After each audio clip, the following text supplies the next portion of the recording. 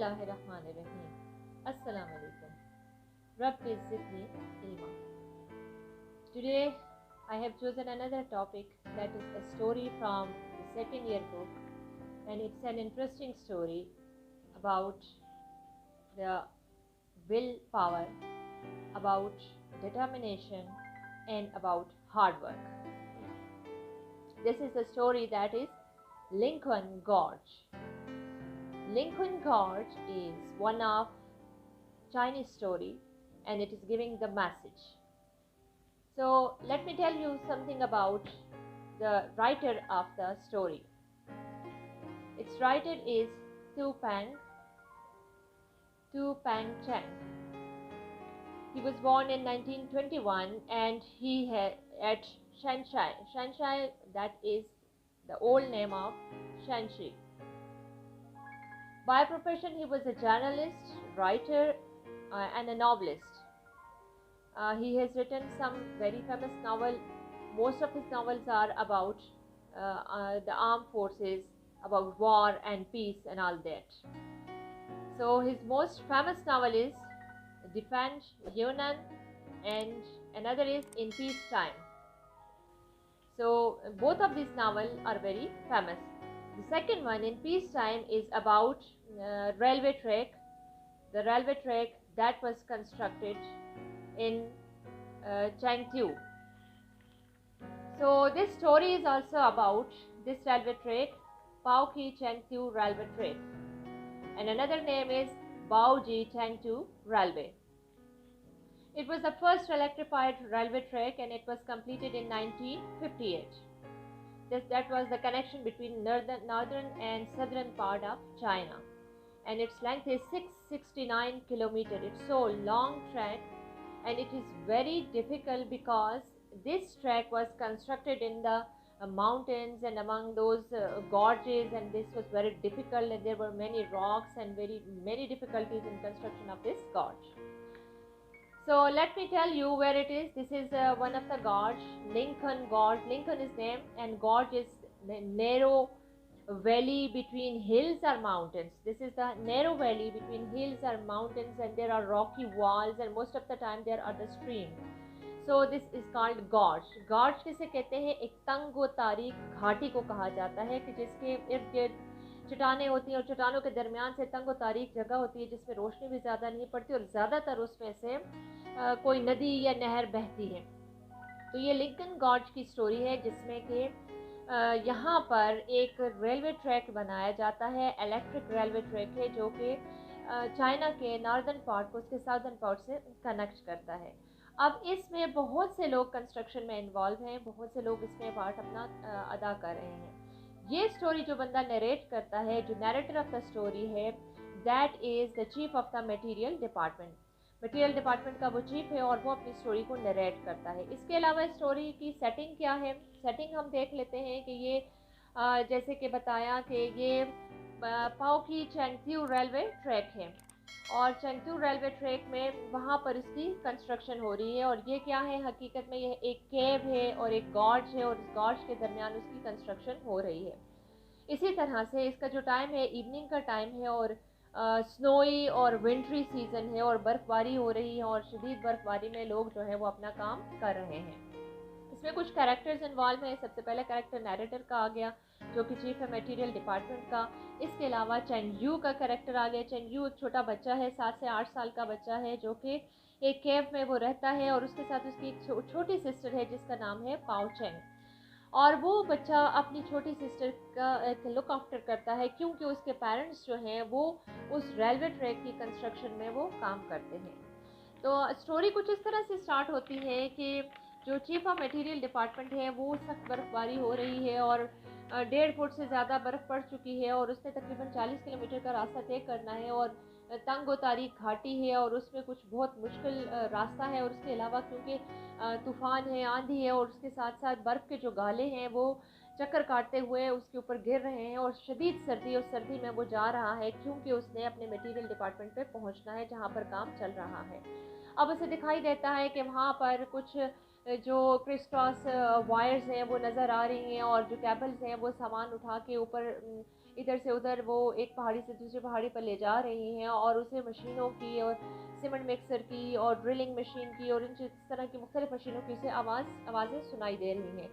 लेकिन अब शाम का वक्त होने लगा है और वो जा रहा है, लेकिन उस झक्कड़ में, उस हवा में, उस तूफान में उसके लिए जाना बड़ा मुश्किल है, और हर कदम पे उसके लिए मज़ीद मुश्किल आता है। वो ये सोचता है कि क्यों ना वो कहीं इस हवा से अपने आप को बचा ले, और कहीं किसी चट्टान के नीचे थोड़ी देर के लिए पनाह ले ले, जहाँ पर ये कम से कम अगर ये तूफ़ान, ये हवा झक्कड़ कम हो जाता है तो वो फिर अगर सुबह तक भी अपने मटेरियल डिपार्टमेंट में पहुंच जाता है तो इसमें कोई हर्ज नहीं है। फिर वो ये सोचता है कि अगर वो जिस तरह से चल रहा है, ऐसा ना हो कि वो किसी खाई में गिर जाए, और कहीं ऐसा ना हो कि उसका नाम भी यूज्ड अप लिस्ट में शामिल हो जाए। यूज्ड अप लिस्ट वो लिस्ट है कि जिसमें इस रेलवे ट्रैक की कंस्ट्रक्शन में बहुत से लोगों की डेथ हो गई थी, और उनका नाम उस यूज्ड अप लिस्ट में शामिल कर दिया गया था। अब जैसे ही वो जाने लगता है तो उसे ठोकर लगती है, और वो गिरने लगता है, और वो फैसला करता है कि बस बहुत हो गई, अब मैं मज़ीद आगे बिल्कुल एक कदम नहीं चलूँगा, अब मैं थोड़ी देर रेस्ट करता हूँ। तो उसे नज़र आता है कि करीब में एक केव होता है, गार होता है, और गार के सामने उसके धाने पर एक पर्दा लटका हुआ होता है, और उस पर्दे को देखकर वो ये समझता है कि यहाँ कोई रह रहा है, तो वो वहाँ उस गार में चला जाता है। जैसे ही वो गार में दाखिल होता है तो वो देखता है कि वहाँ एक छोटा सा 7-8 साल का बच्चा बैठा हुआ है, और वो बच्चा अपने कोहनियाँ अपनी गोद में रख कर और अपने हाथ से एक कप सा बनाकर अपना चेहरा उसके ऊपर रखा हुआ, और वो सामने पर्दे में से बाहर देख रहा होता है, और पर्दे में एक छोटा सा सुराख होता है, उस सुराख में से वो सामने तरफ देख रहा होता है। वो अंदर जाता है और वो पूछता है क्या यहाँ इस गार में कोई नहीं है? तो बच्चे को ये बात बड़ी बुरी लगती है, और वो मुड़कर कहता है कि क्या मैं आपको कोई नहीं लगता अंकल? तो वो हंसते मुस्कुराते हुए उससे पूछते हैं कि अच्छा, आपका क्या नाम है? और वो अपना नाम बताता है कि मेरा नाम इस तरह से चैनक्यू है। फिर वो उससे पूछता है कि अच्छा, आपके वो सब इन्फॉर्म करता है, और कहता है कि आप यहाँ क्या कर रहे हो? बच्चे से पूछता है, सवाल करता है, और वो बच्चा उसे बताता है कि मैं यहाँ बैठा हुआ हूँ, और मैं सामने पहाड़ी की तरफ देख रहा हूँ जहाँ पे मेरे पेरेंट्स काम करते हैं। और फिर वो इस तरह से उससे सवाल करता है कि क्या सुबह बारिश होगी या सुबह बर्फ़ होगी, और वो जो नैरेटर है वो उसे बताता है कि ठीक है, मैं अल्लाह ताला से कोई राब्ता करूँगा, कनेक्शन करूँगा, फिर तुम्हें बताऊँ, जिससे वो बड़ा माइंड कर जाता है। अब वो कहानी को कुछ इस तरह से बयान करता है कि वो बच्चा दरवाजे में बैठा होता है, और वो सामने पहाड़ की तरफ देख रहा होता है, मुसलसल टिकटिकी बांध के। वो उससे पूछता है कि तुम क्या देख रहे हो? और वो बताता है कि मेरे फादर जो हैं वो सामने पहाड़ पर काम कर रहे हैं, वो पहाड़ को खोदते हैं, और मैं उन्हें देख रहा हूँ, और मैं यहाँ से उन्हें देख रहा हूँ, और वो मुझे देख रहे हैं। तो वो कहता है तुम्हें कैसे पता चलता है कि वो तुम्हें देख रहे हैं? वो कहता है कि मेरे फादर ये बताते हैं कि वो जिस वक्त भी मुझे देखना चाहें वो अपना सर सिर्फ मेरी तरफ घुमाते हैं, और उन्हें मैं नज़र आ जाता हूँ। तो this is one of the families love and care for one another, कि वो एक दूसरे की किस तरह से ख्याल रखते हैं और एक दूसरे की किस तरह से केयर करते हैं। तो उस वक्त फिर वो बताता है अपनी मदर के बारे में कि उसकी मदर जो है वो जो नीचे घाटी है उसमें वो ट्रैफिक को कंट्रोल कर रही होती है, और वो वहाँ एक लैंप पोस्ट की तरह खड़ी है, और वो आने जाने वाली जो ट्रैफिक है वो उसको गाइड करती है। अब चेंग यू अपनी सीट पर बैठा होता है, तो ये जो नैरेटर है वो उस गार पे नज़र दौड़ाता है, तो देखता है कि वहाँ एक छोटी सी बच्ची एक बेड पे सोई हुई है, और उसपे एक स्टोव रखा हुआ है, और दीवारों पे कुछ पेपर्स लगाए हुए हैं जो कि धुएं की वजह से काले हो चुके हैं। तो फिर वो अब जब कुछ देर गुजरती है, वो उसके हाथ पांव गर्म हो जाते हैं, तो वो अपने बूट्स को ज़ोर से अपने पैरों को ज़मीन पर पटकने लगता है। तो वो बच्चा फ़ौरन से उसकी तरफ अलर्ट होता है, और उसे कहता है, उसे खामोश रहने का कहता है, क्योंकि उसकी बहन सोई हुई होती है, और उसे डर है कि कहीं उसकी बहन जाग ना जाए। तो वो उसे कहता है कि नैरेटर उसे कहता है, बच्चे की बड़ी तारीफ़ करते उसे कहता है कि तुम अपनी बहन का बड़ा अच्छा ख्याल रखते हो। और वो बच्चा कहता है हाँ, कि मेरी मामा ने मुझे ये ड्यूटी दी है कि जब तक वो नहीं आती उस वक्त तक मैं अपनी बहन का ख्याल रखूँगा, और जब वो वापस आ जाएंगी तो फिर मैं जाकर खेल सकता हूँ। फिर वो उसे कहता है अच्छा, ठीक है। वो थोड़ी देर इंतज़ार करता है, और उसके बाद वो देखता है कि वो बच्चा वहीं पर अपनी सीट पर बैठे बैठे उसे नींद आने लगती है, और उसकी आंखें बंद होने लगती हैं। तो वो खामोशी से वहाँ खड़ा होता है, वो जाने लगता है, वो सोचता है कि अब तो मैं थोड़ा सा मैंने रेस्ट कर लिया है तो मुझे वापस जाना चाहिए।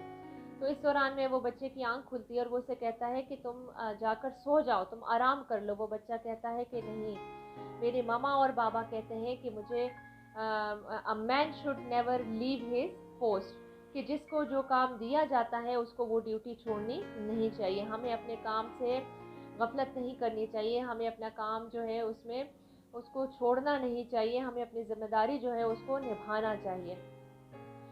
उसकी बच्चे की ये बात सुनकर जो नैरेटर है वो चीफ ऑफ मटेरियल डिपार्टमेंट है, जिसने वो सारे काम वहाँ जो हो रहे हैं उनको देखना होता है, वो उसकी बात सुनकर एकदम चौंक जाता है और उसको ख्याल आता है कि मुझे भी अपनी ड्यूटी पर वक्त से पहुंचना चाहिए, बजाय इसके कि मैं यहाँ आराम करूँ, सुबह तक इंतज़ार करूँ और मैं सुबह फिर वहाँ पर जाऊँ।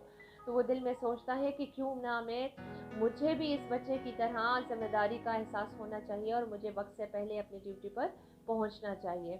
तो वो ये बात सुनकर बहुत ज़्यादा मुतासर हो जाता है बच्चे की बात से, और वो फ़ौरन से वहाँ से अपना कोट पहनता है और अपने जूते अपने तस्मे बांधता है और वहाँ से वो तेज़ी से निकलने की कोशिश करता है। और वो उसके जहन में, उसके दिमाग में बार बार ये बात गूंजती है कि किसी शख्स को अपने काम करने में देर नहीं करनी चाहिए, उसे अपनी ज़िम्मेदारी में कोताही नहीं करनी चाहिए, बल्कि अपने काम को फ़ौरन से पहले अपनी ज़िम्मेदारी को सही तरीके से निभाना चाहिए।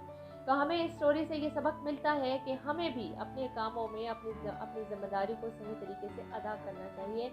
हमें वक्त पर, हमें जल्दी से, हमें हमारे जो काम हैं उन्हें सही तरीके से सरअंजाम देना चाहिए। एक छोटी सी कहानी से राइटर ने हमें बहुत बड़ा मैसेज दिया है, that a man should never leave his post. In fact उसने एक बच्चे की सूरत में इस मैसेज को कन्वे किया है। तो this is one of the Chinese stories. अगरचे ये चाइनीज़ स्टोरी है और ये जो एक्सट्रैक्ट है, इनफैक्ट उसकी जो नावल है उसमें से ये एक्सट्रैक्ट लिया गया है, और वो नावल भी, उसमें भी राइटर ने तमाम जो चाइना की वो जो रेलवे ट्रैक है उसकी कंस्ट्रक्शन है उसके बारे में तमाम ये स्टोरी बयान की गई है।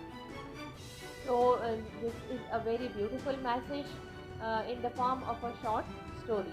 बिल्कुल शॉर्ट स्टोरी की सूरत में एक बड़ा खूबसूरत मैसेज राइटर ने कन्वे किया है। Hopefully this would be very much clear to you and you would have enjoyed it. Please like and subscribe my channel. Thank you.